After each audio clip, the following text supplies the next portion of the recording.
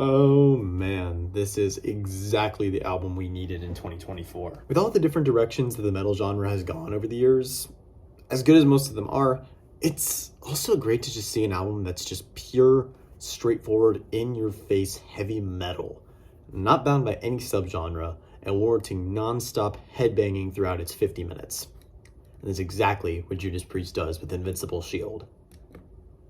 And this album being out from Judas Priest in 2024 is actually a huge deal. Not only are Judas Priest the first heavy metal band to have a 50-year-long recording career, unless you count the Scorpions, the fact that they released an album this insanely great, this late into their career, is just mind-boggling. And Priest has obviously had their mediocre, kind of bad points in their career. After Painkiller, we got a string of albums that just were painfully mid.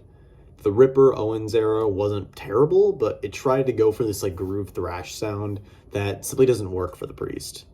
Then Halford rejoined, we got Angel of Retribution, Nostradamus, both of which were incredibly forgettable. Nostradamus was overly bloated and did not need to be like as long as it was.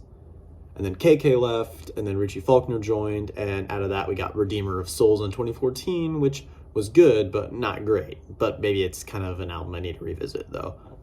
And then comes 2018 with the release of Firepower, and everyone's minds were blown. It was an insanely tight, fast, headbangable LP that was exactly the return to form that everyone wanted. So that came out, and, well, there was no way they could top that, right? Well, they did exactly that here. From the first few seconds of opener Panic Attack, you know you're in for a treat. It starts off with synths that are kind of reminiscent of Turbo Lover, and then the guitarists come in, start chugging. There's a short lull, and then the band just comes blasting in, and it's all past mediocrities or wrongdoings are redeemed. Not to mention, Halford's voice sounds better than ever, and this album might actually be his best vocal performance, at the very least among the best. And it's also kind of funny this song is about raging keyboard warriors on Twitter, which it's not something I would ever seen Priest write about, much less Halford screaming the line wild neurotic memes. But hey, here we are. It's a strange world we live in. Solo here is also just impeccable and among Faulkner and Tipton's best.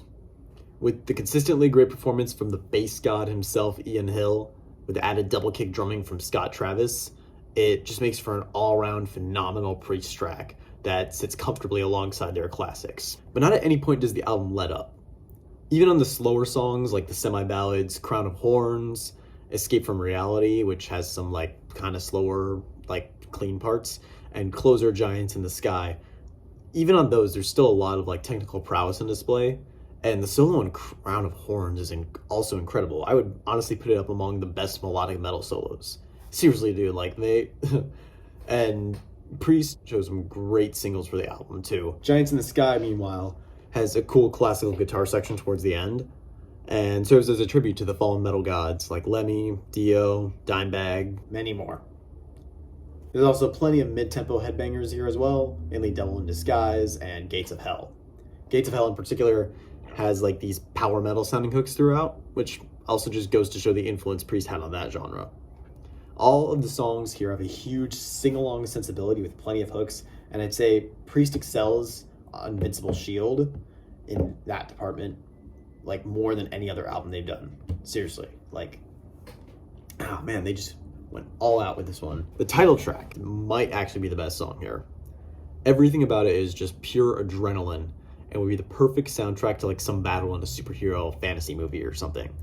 Just everything about it is insanely epic with its chorus, build-ups, solos, and just overall energy. Definitely one of Priest's greatest songs. And there's other great speed metal songs here as well, like The Serpent and the King, and especially As God Is My Witness, which could fit really nicely on Painkiller. And then we got mid-tempo riff-centric tracks like Sons of Thunder and Trial by Fire. They just round everything out. And Trial by Fire also has this insanely catchy riff that is among Priest's greatest. Not anywhere does it sound like they're phoning it in. They're just pulling out all the stops. It's just like banger after banger, not a single bad song in the album, no skips whatsoever. Priest just went all out with this one, and man, this would have to be like in their top 3 albums, I would say. I may have to do a Priest ranking eventually, but man, this was incredible, dude. I can't believe that a band like this old is still releasing albums like this. And that just goes to show that age doesn't really like matter as long as just you're dedicated enough and you enjoy what you're doing. You can still create great stuff even super late into your career. So enjoy this album and enjoy it now. This gets a 98 out of 100. This is definitely a top 3 album of the year. The production is just phenomenal. Everything about it, they just pull out all the stops. So totally recommend this.